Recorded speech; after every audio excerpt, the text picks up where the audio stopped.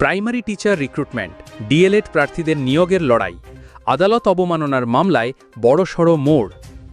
পশ্চিমবঙ্গ প্রাথমিক শিক্ষা পর্ষদের বিরুদ্ধে 2020 থেকে 2022 ব্যাচের ডিএলএড অর্থাৎ ডিপ্লোমা ইন এলিমেন্টারি এডুকেশন প্রার্থীদের নিয়োগ সংক্রান্ত মামলা এক নতুন মোড় নিয়েছে।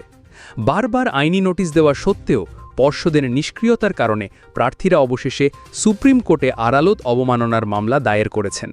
এই প্রতিবেদনে আমরা এই মামলার খুঁটিনাটি বিষয়গুলি তুলে ধরব এবং প্রার্থীদের জন্য এর সম্ভাব্য ফলাফল নিয়ে আলোচনা করব। মূল ঘটনা প্রবাহ। দীর্ঘদিন ধরে 2020 থেকে 2022 ব্যাচের ডিএলএড প্রার্থীরা নিয়োগের জন্য অপেক্ষা করছেন। তাদের দাবি সুপ্রিম কোর্টের একটি নির্দেশ অনুযায়ী তারা নিয়োগ পাওয়ার যোগ্য, কিন্তু পশ্চিমবঙ্গ প্রাথমিক শিক্ষা পর্ষদ এই বিষয়ে কোনো পদক্ষেপ না নেওয়ায় পরিস্থিতি আরও জটিল হয়ে উঠেছে। বারবার নোটিশ ও পর্ষদের নীরবতা। প্রার্থীরা তাদের আইনজীবীদের মাধ্যমে পর্ষদকে মোট 5 বার নোটিশ পাঠিয়েছেন। প্রতিটি নোটিশের উদ্দেশ্য ছিল সুপ্রিম কোর্টের নির্দেশ মেনে প্রার্থীদের নিয়োগ প্রক্রিয়ায় অন্তর্ভুক্ত করা, কিন্তু পর্ষদের পক্ষ থেকে কোনো ইতিবাচক সাড়া মেলেনি। প্রথম নোটিশ 9 এপ্রিল 2025, সুপ্রিম কোর্টের 4 এপ্রিলের নির্দেশ মেনে চলার অনুরোধ। দ্বিতীয় নোটিশ 5 মে 2025, নিয়োগ প্রক্রিয়ায় প্রার্থীদের অংশগ্রহণের সুযোগ দেওয়ার পুনরায় অনুরোধ। তৃতীয় নোটিশ 23 জুন 2025, 7 দিনের মধ্যে আবেদনকারীদের নিয়োগের বিষয়টি বিবেচনার জন্য বলা হয়। চতুর্থ নোটিশ 15 জুলাই 2025, এই নোটিশে স্পষ্টভাবে বলা হয় যে নির্দেশ না মানলে কারাদণ্ড সহ আদালত অবমাননার প্রক্রিয়া শুরু হবে।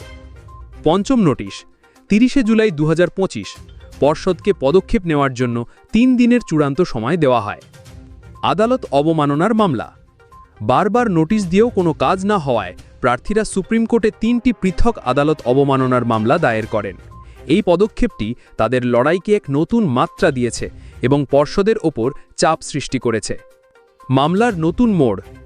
ইতিমধ্যে পর্ষদ শূন্যপদ সংক্রান্ত একটি স্পষ্টীকরণের জন্য সুপ্রিম কোর্টে একটি বিবিধ আবেদন বা মিসেলিনিয়াস অ্যাপ্লিকেশন দাখিল করেছেন। সবচেয়ে গুরুত্বপূর্ণ বিষয় হল প্রার্থীদের দায়ের করা 3টি আদালত অবমাননার মামলাই এই প্রধান আবেদনের সাথে ট্যাগ করে দেওয়া হয়েছে। এর অর্থ হল সবকটি মামলার শুনানি একসঙ্গেই হবে।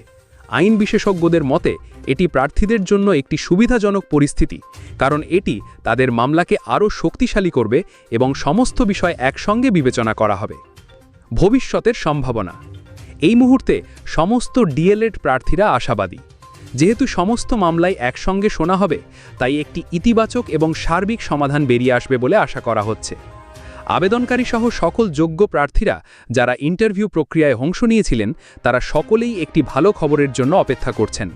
এই আইনি লড়াইয়ের চূড়ান্ত ফলাফল এখন সুপ্রিম কোর্টের রায়ের ওপর নির্ভরশীল, যা পশ্চিমবঙ্গের হাজার হাজার চাকরি প্রার্থীর ভবিষ্যৎ নির্ধারণ করবে। এই বিষয়ে আপনার কি মতামত কমেন্ট করে জানান।